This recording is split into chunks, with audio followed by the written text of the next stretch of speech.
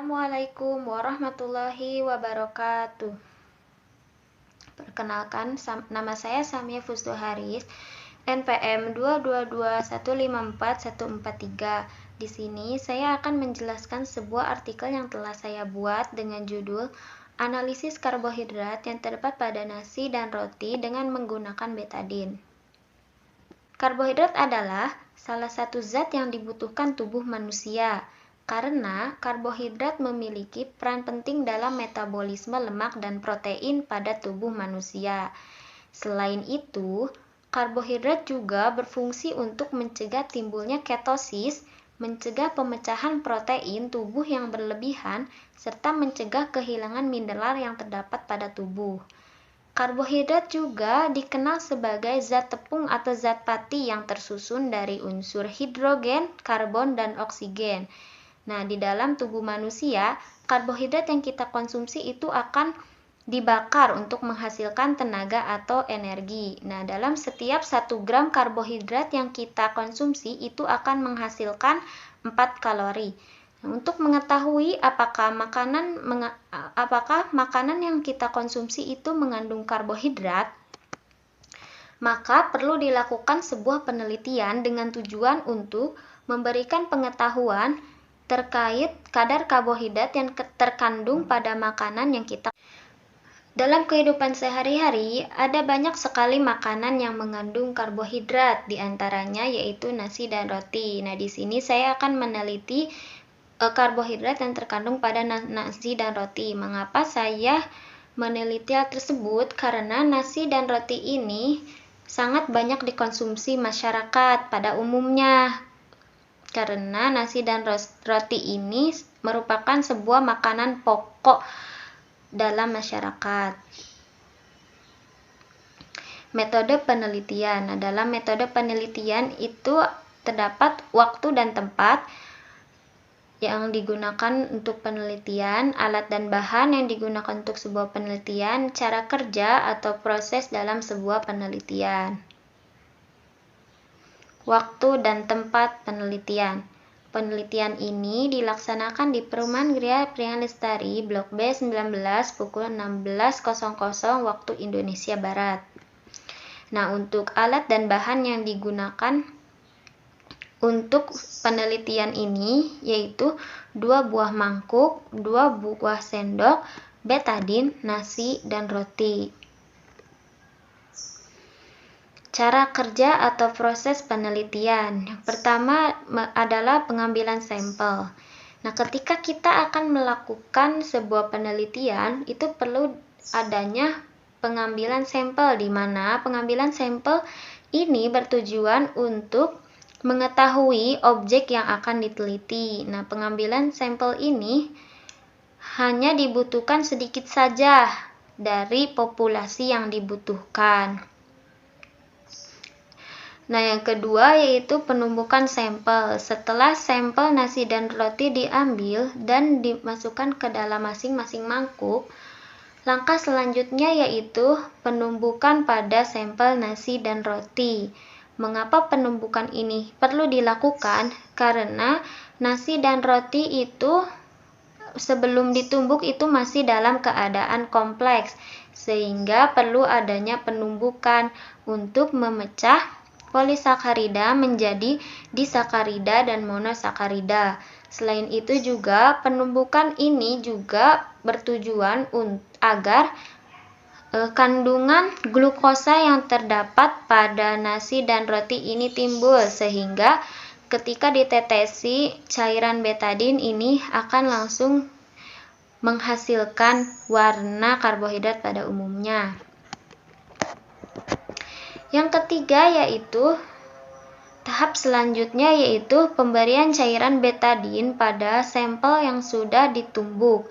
Nah, pemberian cairan ini hanya dibutuhkan 2-3 tetes saja.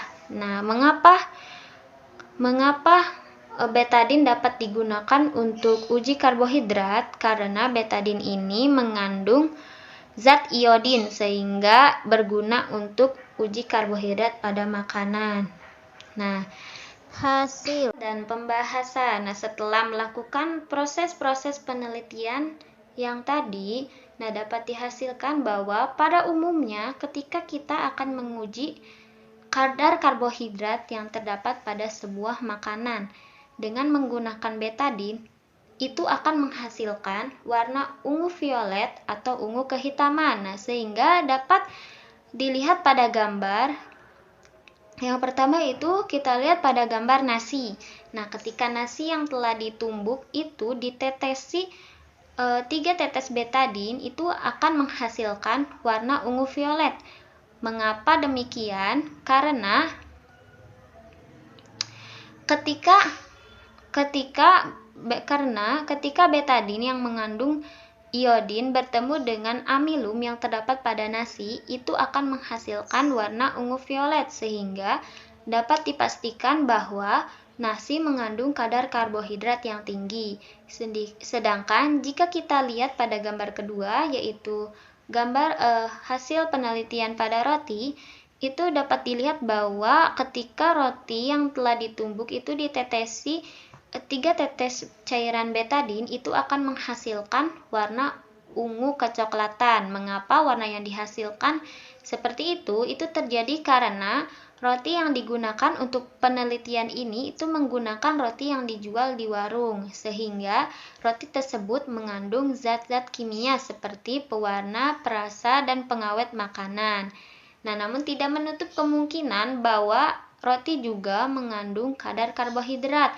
Namun, kadar karbohidrat yang dihasilkan roti itu lebih sedikit dibandingkan dengan kadar karbohidrat yang terdapat pada nasi. Kesimpulan dan saran. Nah, dari hasil analisis kadar karbohidrat yang terdapat pada nasi dan roti, itu dapat disimpulkan bahwa nasi dan roti sama-sama merupakan makanan yang mengandung karbohidrat. Namun, jika dibandingkan, kadar karbohidrat yang terdapat pada nasi lebih banyak dibandingkan dengan kadar karbohidrat pada roti. Nah, selain itu juga, warna yang dihasilkan pada nasi itu lebih pekat dibandingkan dengan warna yang dihasilkan pada roti. Nah, untuk itu, kita sebagai masyarakat harus mengkonsumsi karbohidrat karena karbohidrat ini sangat baik untuk tubuh. Salah satunya itu karbohidrat berfungsi untuk menghasilkan sebuah energi untuk menghasilkan aktivitas, untuk melakukan sebuah aktivitas. Selain itu juga karbohidrat berfungsi untuk memecah protein dan lemak.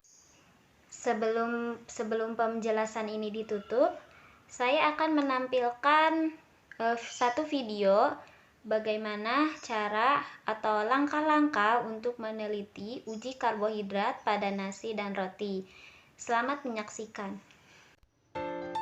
Pertama-tama, barang yang harus disediakan yaitu nasi dalam mangkuk dan sendok. Yang kedua yaitu roti dalam mangkuk dan sendok.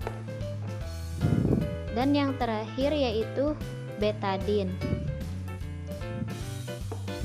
Langkah pertama yaitu tumbuk atau haluskan nasi sampai halus.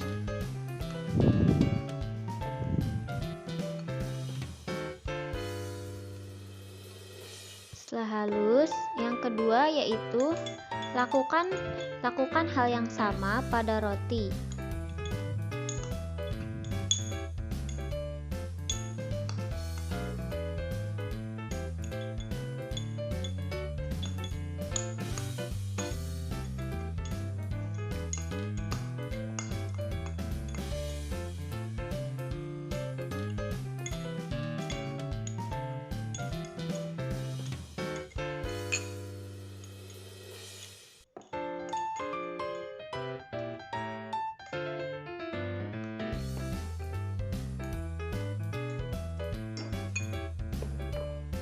Lalu ambil betadin, lalu teteskan 3 tetes kepada nasi yang sudah ditumbuk.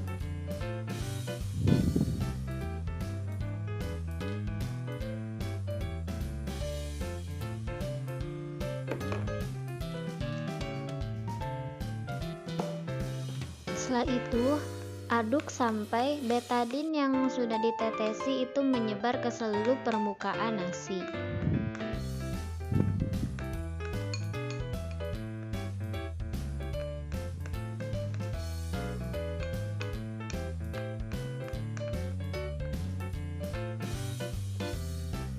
Selanjutnya, tetesi 3 tetes betadin pada roti yang sudah ditumbuk halus.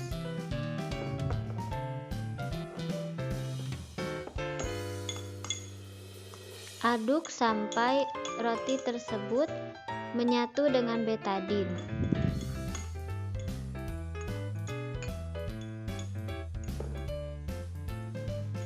Setelah itu dapat kita lihat hasil yang didapatkan, yaitu terdapat perubahan warna pada nasi dan roti. Perubahan warna pada nasi yaitu nasi yang telah dicampur betadin itu menghasilkan warna ungu violet, sedangkan pada roti itu menghasilkan warna ungu kecoklatan. Itulah video penayangan langkah-langkah atau cara untuk meneliti uji karbohidrat pada nasi dan roti dengan menggunakan betadin.